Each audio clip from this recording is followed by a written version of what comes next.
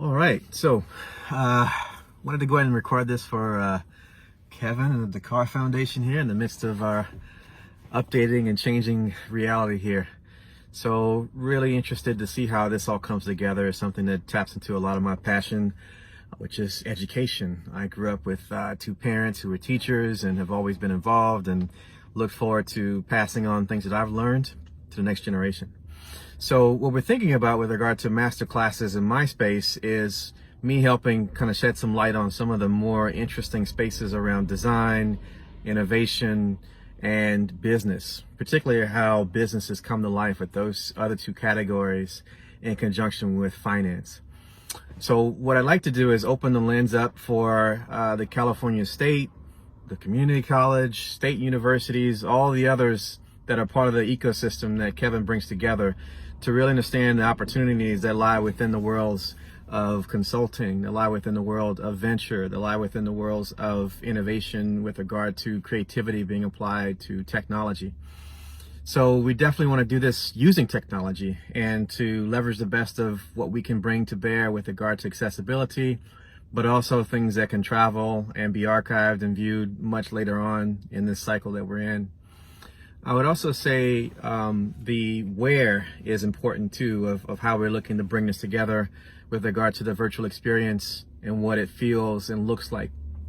My background as a designer and particularly in architecture and frankly scenography. We want to try to make this look and feel as interesting, but also sound as powerful as it can. I would say the when and the timeliness of it, right? As you all are looking at the space of, late spring, early summer, or throughout the summer, as people really get a chance to understand how things are updating in real time, we'll be doing that as well with how we deliver it. And I want to say the big why is, we want to make sure that there's actually a strong opportunity set for people who are coming from all the backgrounds, but particularly from the underrepresented and or the under-resourced. The resources are obviously being really given a highlight to right now in this midst of change. So overall, I want to say I'm really excited about the prospect of working with Dakar to bring together a really powerful masterclass set around, as I mentioned before, innovation and economics and consultancy and how you bring all those things into play and how you take advantage of them, and to really kind of give the real talk of how these things actually work in the real world. So really excited about it and looking forward to seeing you guys online. Take care. Well, I'll start with where it all began. Our conversations with Mitch. So I'm guessing you guys haven't played basketball in a while due to the situation, let's say. COVID. Yeah. So I've had two conversations with him in the last, month, basically, where he went down to Art Basel, and he started to kind of really think through some of the ideas of the types of stuff that he would want to potentially put in the marketplace and or new content and bring in Tim and Chris, he mentioned the Run GMC thing, right? Right. So I got a producer on my team who's now working with us to help get him ready for kind of like a soft, tease launch thing at the NBA All-Star game in Cleveland in February. Okay. Where he's going to be able to talk about the fact that it's coming and that he'll bring his buddies along with him. So last night, actually, out of the blue, he called and said, "Hey, I got Tim and Chris here on the call with me. Can you tell them what we're going to do?"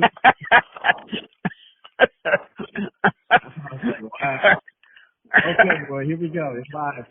We're live.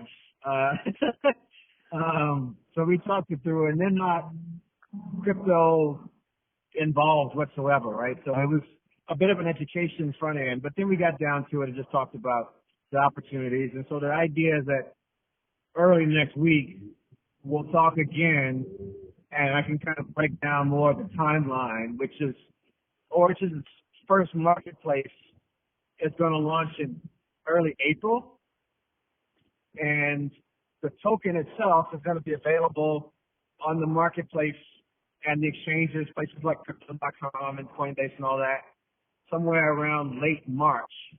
And it's going to be pretty broad, let's say, market saturation approach that they're going to take. So, if you haven't bought any tokens or anything just yet, you might want to consider getting a little bag and see how it does. Okay.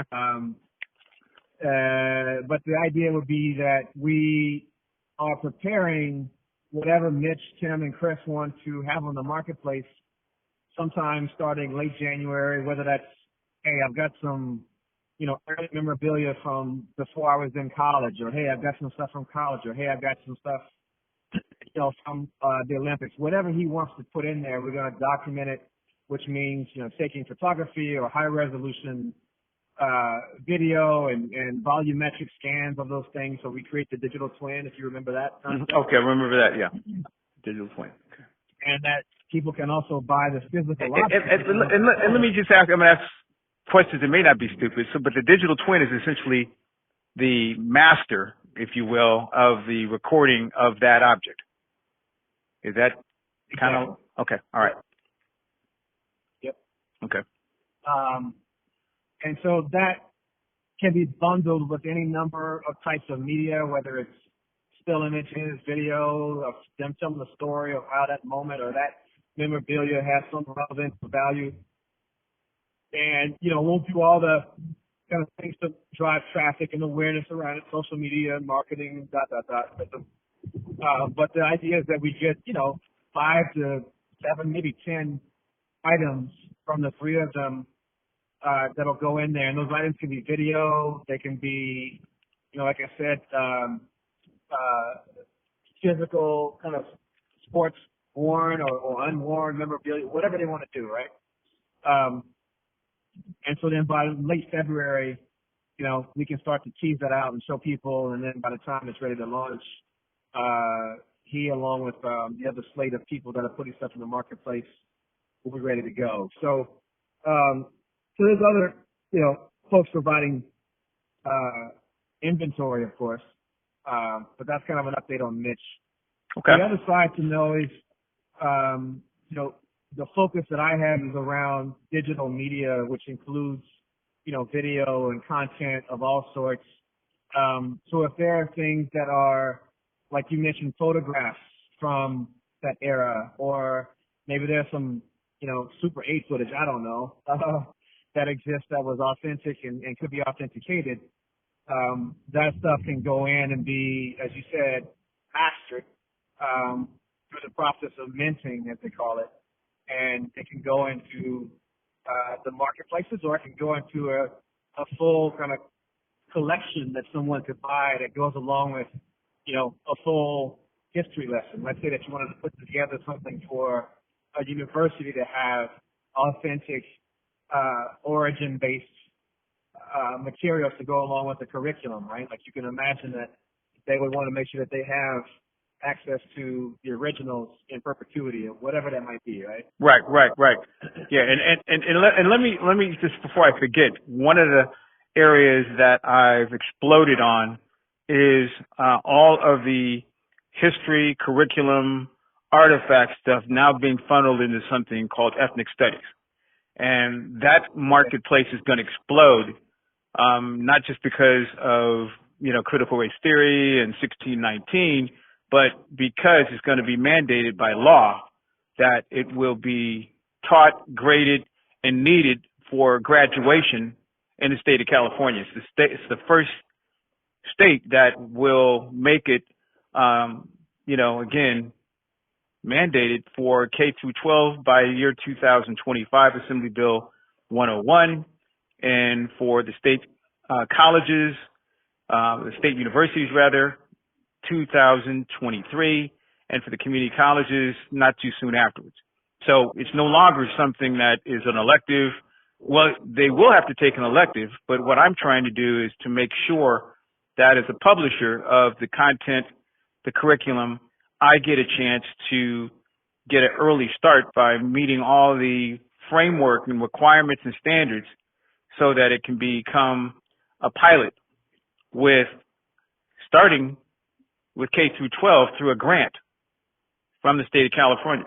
So that's kind of where I'm racing now to be part of that pilot, to say that I can actually get a grant, be paid for formatting all this stuff for multilingual, multi-tribal consumption.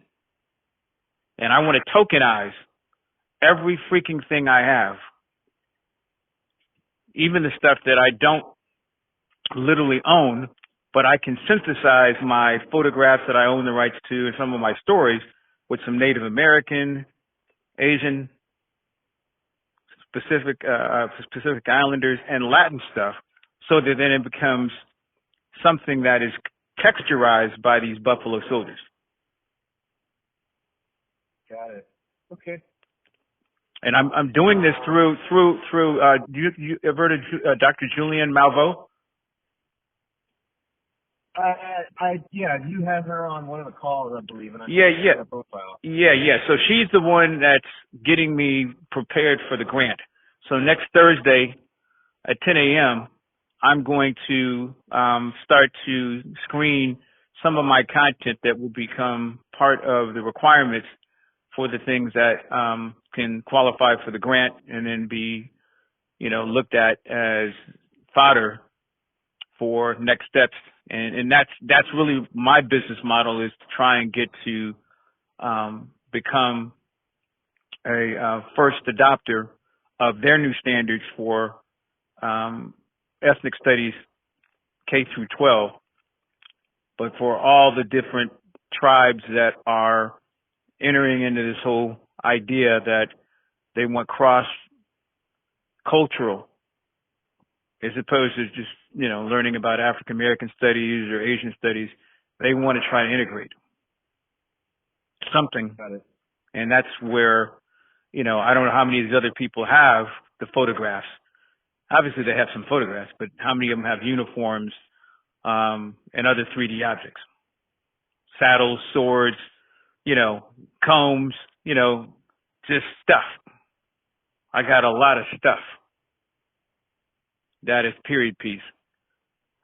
So that's kind of where I and that's really what I want to use as my business model for how to get into the whole tokenizing of things that, start a vault.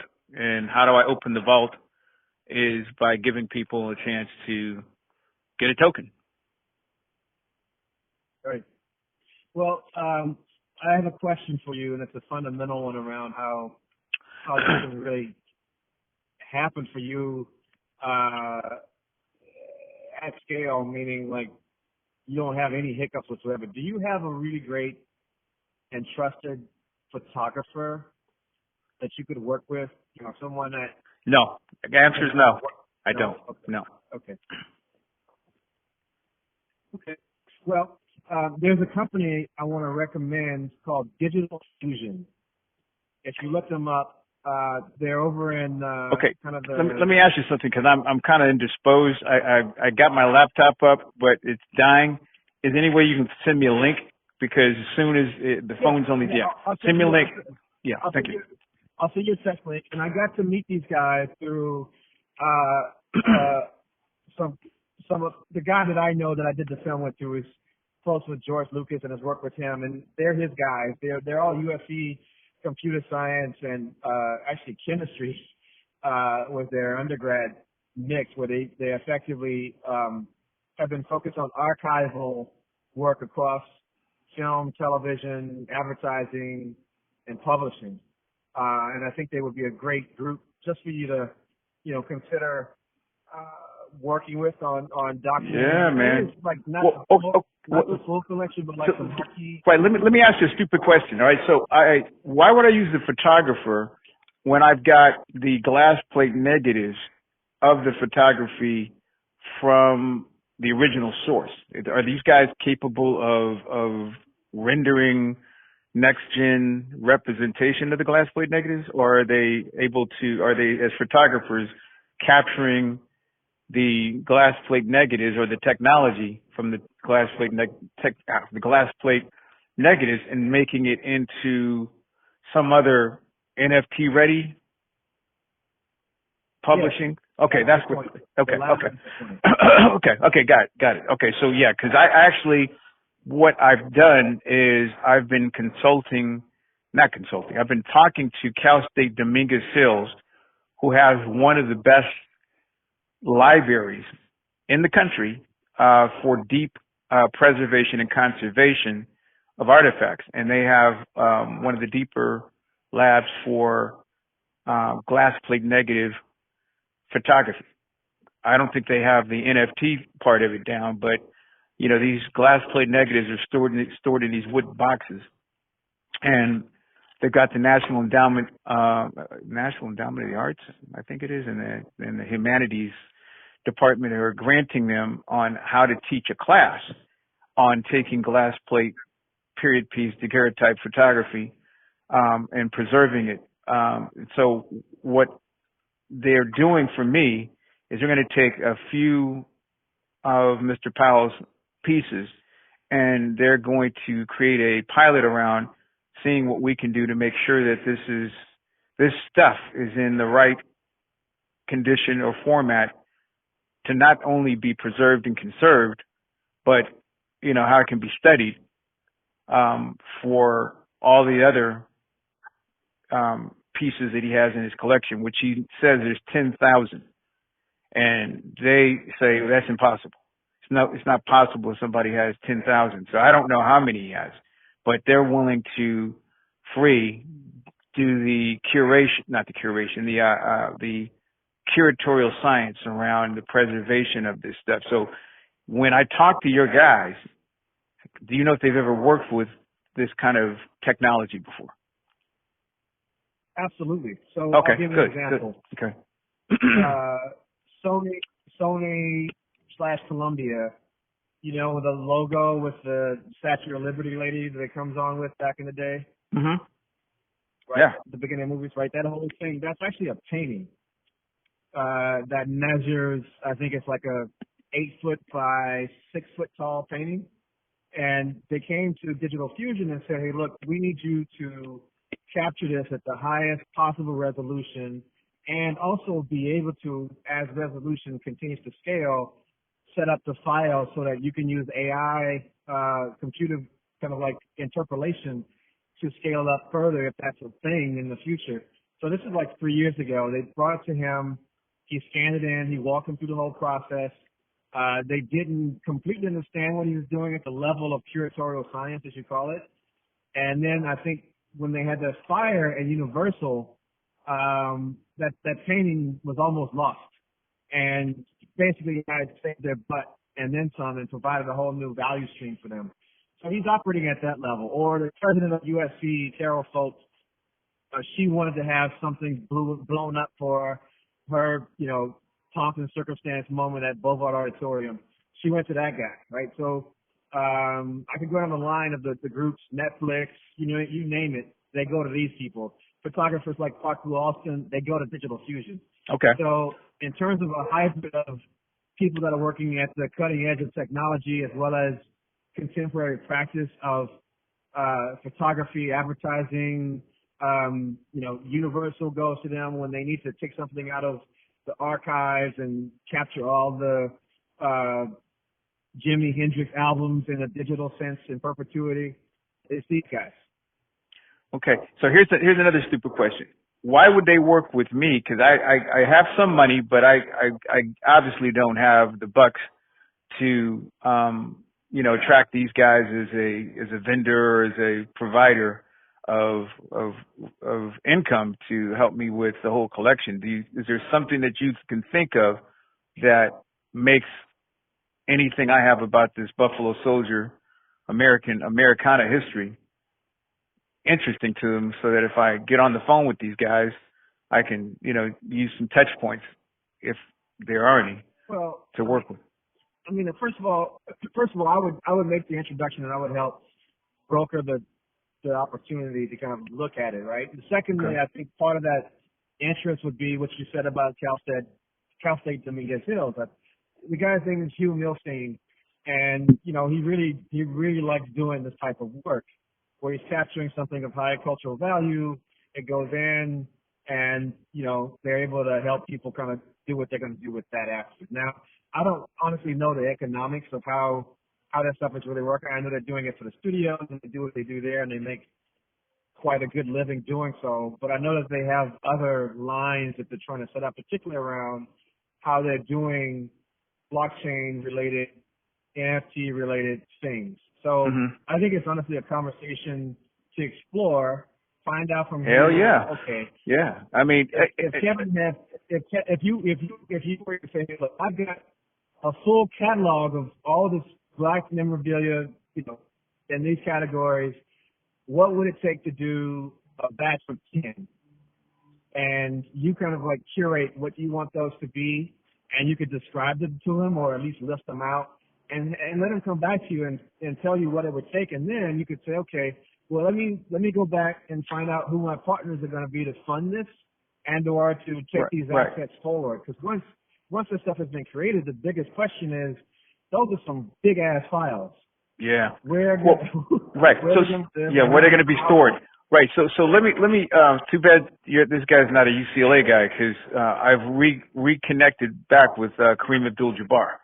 So Kareem. Well, that should not be an issue, man. No, I'm just joking, man. I'm just joking, dude. I'm just joking. So since we've talked last, Kareem's people reached out to the A&E network, the History Channel, and Kareem's been, on this crusade to do kind of a historical capture of everything he is passionate about around Black patriots. So he's doing an episodic series on period piece, episodic series on Black patriots. He did his first installment on the Revolutionary War. And obviously they didn't use anything but artist renderings and drawings. There's no, technology that captured anything. But they had some, architecture from some of the buildings still left, from the Revolutionary War. So that was installment 1. Installment 2 was the Civil War. They got that one in the can. It hasn't aired yet. It's going to air sometime during Black History Month. Well, installment 3 is on the Buffalo Soldier. And so Kareem and my partner, Mr. Powell, they had a working partnership, and Mr. Powell gave Kareem a lot of free shit. Well, Kareem sold everything that Mr. Powell gave him. Oh, wow. Sold everything, lock, stock, and barrel. And so we did a joint installation at the Schomburg Museum in New York in 2004. And, Kareem even mentions that he got everything out of his house, but, what he didn't mention to anybody is that, it was, kind of acquired. And so when it came time for the Buffalo Soldier, the partners in the History Channel and the Black Patriots thing, Kareem said, hey, well, I got a guy that's got all this stuff. And so they reached out to Mr. Powell. Mr. Powell gave him to me, and the rest is history. Now we've actually done an interview. They came out from New York and did the interview with Mr. Powell.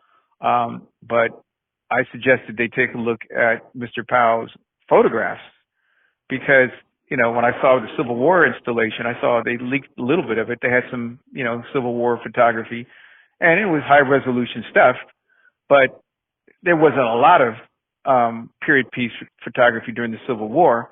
And what's available is second and third generation from the Library of Congress and in some other places, but no glass plate negatives. And the thing about the technology in this particular format is that it doesn't pixelate. You can blow it up as big as a building, and it won't even pixelate. So when you use it for broadcast or for film, I mean, it looks like it belongs in a museum, at 4K or 6K or 8K.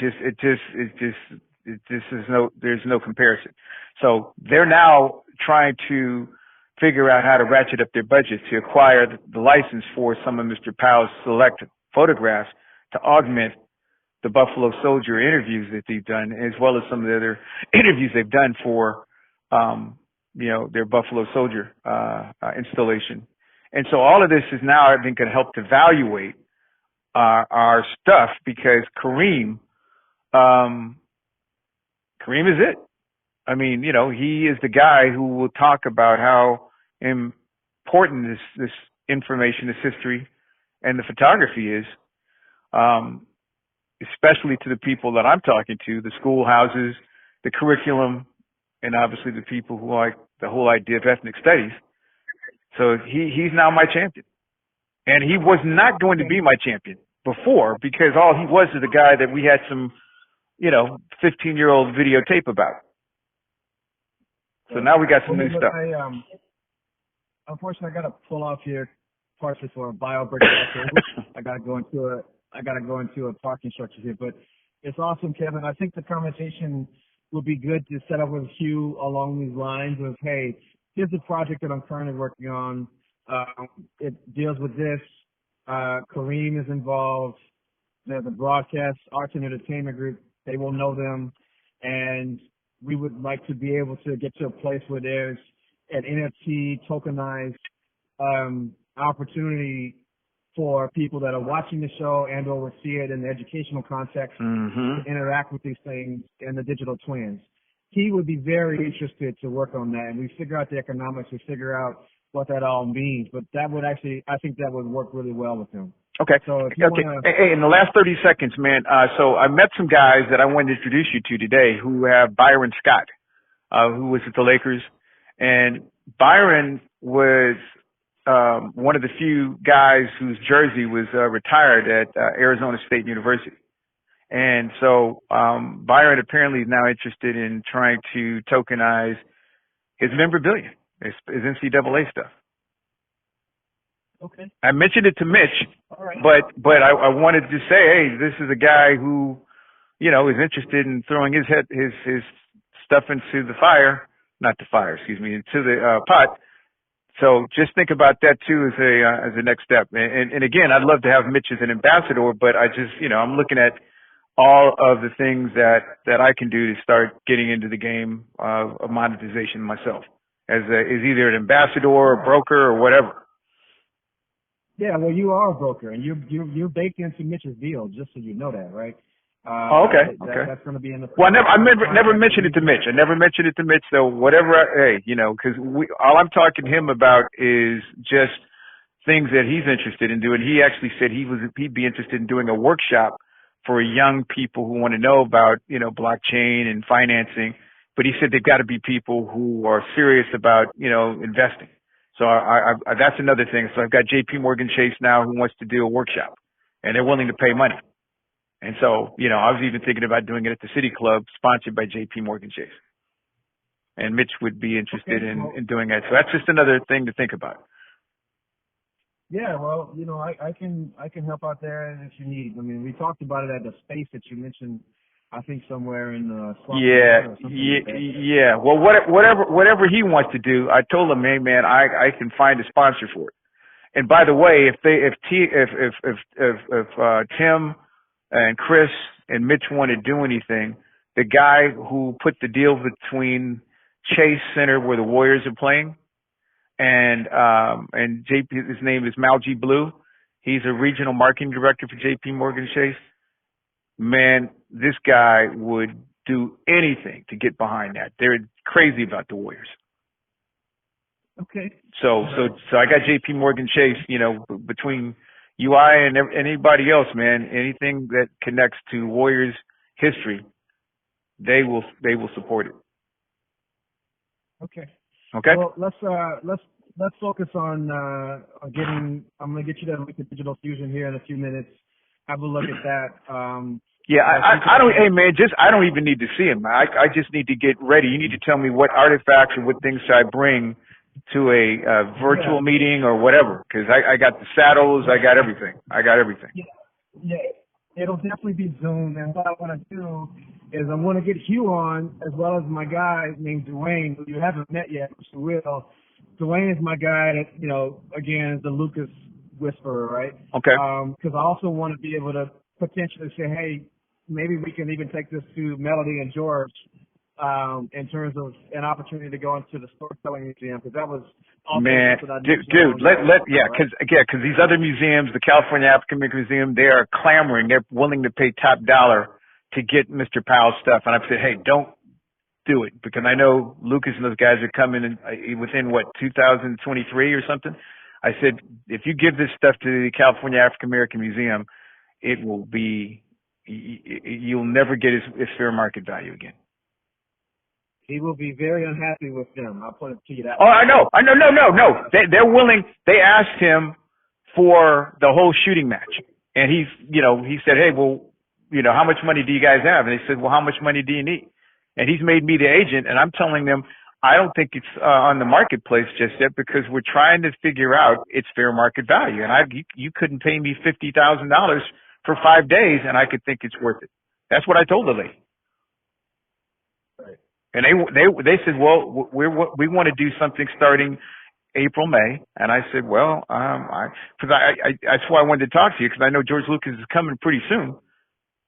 And I said, yeah. And they want everything that they can for a term for a month or two. I'm like, All right, well, good looking out, man. You sniffed it out because I'm not impressed with them as an organization. Honestly. Yeah. Well, yeah, but it's not. Well, they're just a bit player anyway. I mean, no matter how bad their operation is. I told Mr. Powell, man, you can't give anything to anybody